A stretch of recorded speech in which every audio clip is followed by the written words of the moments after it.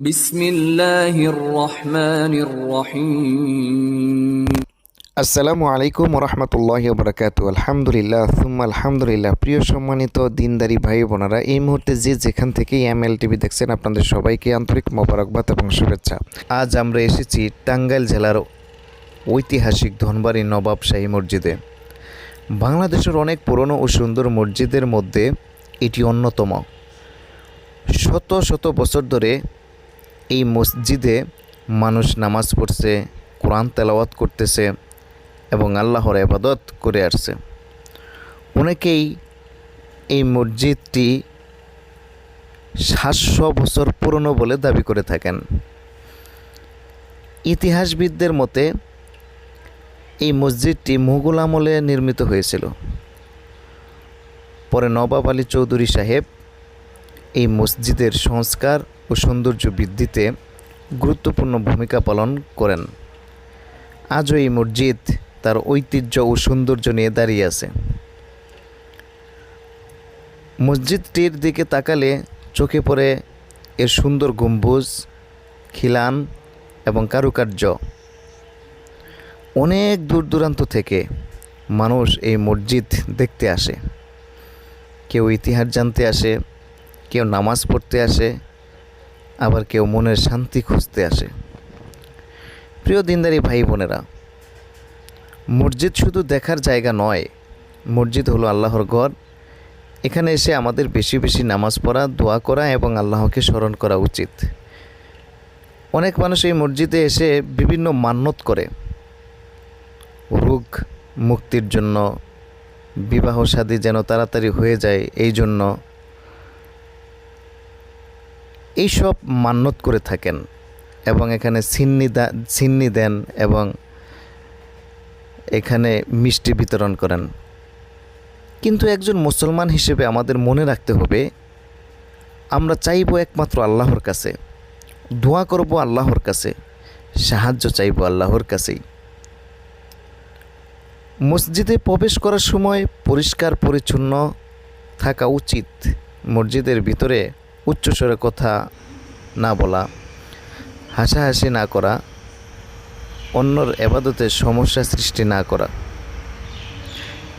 এই ঐতিহাসিক মসজিদ আমাদের মনে করিয়ে দেয় আমাদের পূর্বপুরুষরা আল্লাহর ঘরকে কত ভালোবাসতেন। তারা মসজিদ নির্মাণ করেছেন, দ্বীনের জন্য কাজ করেছেন এবং মানুষের মাঝে ইসলামের শিক্ষা ছড়িয়ে দিয়েছেন। আজ আমাদেরও উচিত মসজিদের সাথে সম্পর্ক বাড়ানো, 5 ওয়াক্ত নামাজ পড়া, সন্তানদের মসজিদমুখী করা এবং আল্লাহর ঘরকে ভালোবাসা। এই মসজিদের পাশে রয়েছে নবাব আলী চৌধুরী সাহেবের কবর। তিনি ছিলেন বাংলার একজন বিশিষ্ট মুসলিম নেতা, সমাজসেবক এবং শিক্ষার প্রসারে গুরুত্বপূর্ণ অবদান রাখা একজন ব্যক্তি।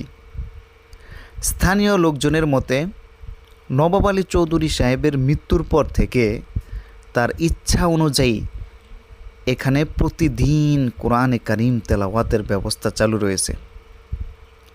দিনের পর দিন, বছরের পর বছর, এমনকি প্রজন্মের পর প্রজন্ম ধরে এই তেলাওয়াতের ধারা অব্যাহত আছে। অনেকের ভাষ্যমতে দিনে রাতে এখানে কোরআনের তেলাওয়াত হয় এবং একদিনও বন্ধ থাকে না। মসজিদের চারপাশে দাঁড়ালে এক ধরনের শান্ত পরিবেশ অনুভব করা যায়। কোরআনের সুর, আজানের ধ্বনি এবং মুসল্লিদের ইবাদত যেন মানুষকে আখিরাতের কথা স্মরণ করিয়ে দেয়। এখানে এসে অনেক মানুষ নিজেদের জন্য, পরিবার পরিজনের জন্য এবং পুরো মুসলিম উম্মার জন্য দোয়া করেন। তবে আমাদের মনে রাখতে হবে, দোয়া ও প্রার্থনা একমাত্র আল্লাহ সুবহানাহু ওয়া তাআলার কাছেই করতে হবে, কারণ সকল ক্ষমতার মালিক একমাত্র আল্লাহ।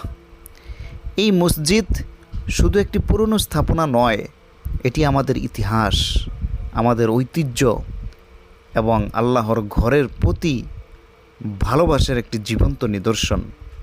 শত শত বছর ধরে এই মসজিদ মানুষকে নামাজ, কোরআন এবং দ্বীনের দিকে আহ্বান করে আসছে। আর যদি আপনি ধনবাড়ি শাহী জামি মসজিদে আসেন, তাহলে শুধু এর সৌন্দর্য নয়, বরং এর ইতিহাস, এর নীরবতা এবং কোরআনের সুমধুর ধ্বনি আপনার হৃদয়কে স্পর্শ করবে ইনশাআল্লাহ। আল্লাহ তাআলা এই মসজিদকে কিয়ামত পর্যন্ত আবাদ রাখুন। এখানে যারা নামাজ পড়েন, কোরআন তেলাওয়াত করেন এবং দ্বীনের খেদমত করেন, তাদের সকলকে উত্তম প্রতিদান দান করুন, আমিন। আসুন আমরা কোরআনে কারীম তেলাওয়াত শুনি। وجئنا ببضاعة مزجاة فأوف لنا الكيل وتصدق علينا إن الله